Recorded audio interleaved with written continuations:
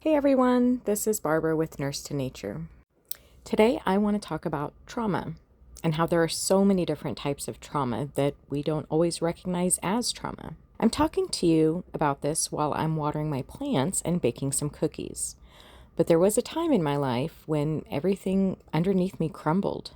It didn't happen overnight, it was layers. I had just gone through a divorce. I was trying to rebuild my life after that. Then I switched from day shift to night shift. My sleep was off, my rhythm was off.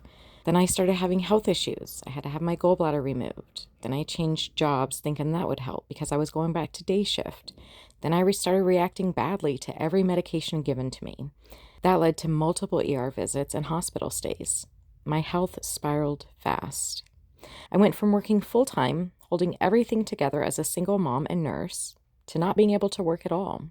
And when your health collapses, everything else starts shaking too. I had to quit my job, which led to losing my home. I put everything I owned into storage or sold. And I was sleeping on family and friends' couches. But I lost footing on my life. I lost my sense of safety. And going through serious health issues like that is traumatic. Divorce is traumatic. Surgery is traumatic. Medication reactions are traumatic. Being in and out of the ER not knowing what's wrong with you is traumatic. Trauma isn't just what happens to you, but also what happens inside your nervous system. There were so many moments where I thought, what is the point? I wasn't getting better. I was in pain. I was depressed. I was having so many panic attacks. My brain literally didn't feel like my brain anymore. There are still times I feel outside of my body. Disassociation is real and will freak you out if you don't know what's going on. I remember people saying, just stay positive, and me not having the mental capacity to even think one positive thought. I frequently felt as though it would never get any better and becoming even more discouraged. But here's what I learned while trying to climb my way out of a very dark hole. Your brain actually wires itself around what you repeatedly focus on. When everything is going wrong and you're feeling like crap, your brain scans for more things that are wrong. It's trying to protect you, but it keeps you stuck in survival mode. It's a huge battle that you have to work at daily if you want to rewire your brain to accept positive thoughts. So I started small and started putting things into a gratitude journal. Some days it was as simple as, I have a roof tonight. I ate today. I didn't have a panic attack this morning. I slept in a bed. It felt forced at first, but neuroplasticity is real. Neurogenesis is real. Your brain can form new pathways, but you have to give it something different to build around. The other thing I had to learn is this. You cannot heal in an environment that keeps you stuck in survival mode. If there is constant negativity, constant chaos, constant stress, your nervous system never gets a chance to regulate. I had to get very honest about who and what was keeping me dysregulated. Healing requires safety, and that's why something as simple as watering plants means something to me now. It's not about aesthetics, it's about evidence. Evidence that I have a safe space. Evidence that I have roof over my head. Evidence that I have food in my kitchen. Evidence that I have medication that is now working for me. Evidence that my body isn't reacting to everything anymore. Even though I'm not at my end goal, this home provides safety right now. And safety is where healing begins. This has been years of work, years of suffering, years of learning my brain, my body, my limits. I'm just now at a place where I can share this. And if you're in that space where you're thinking it's not getting better, trust me, I get it. I still have days like that. Days when everything goes wrong and it feels almost impossible to find one single thing to be grateful for.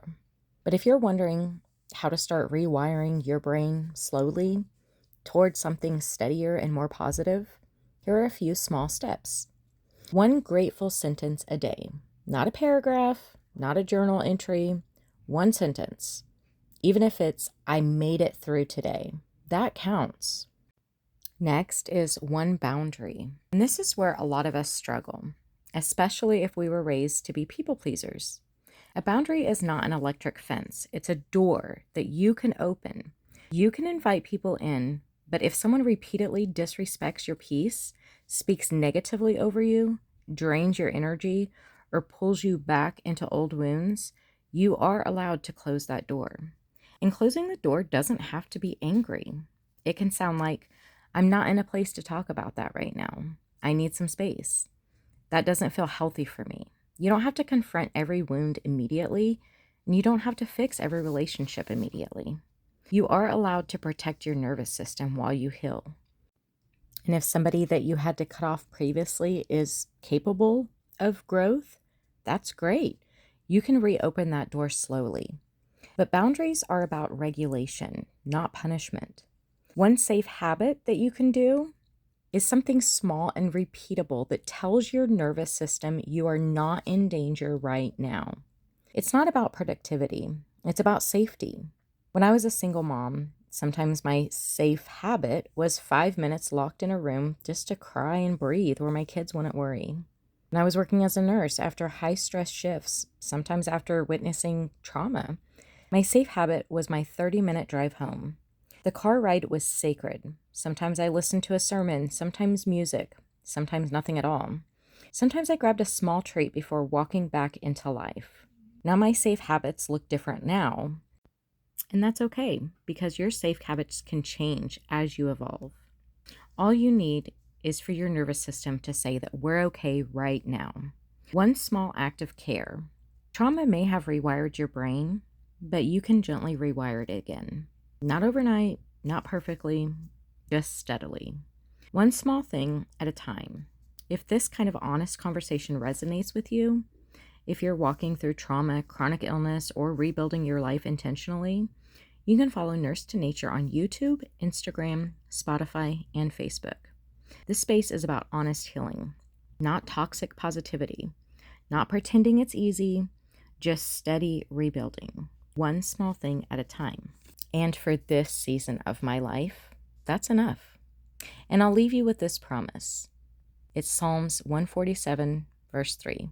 He heals the brokenhearted and binds up their wounds. I hope you all have a truly blessed day. And don't forget to subscribe.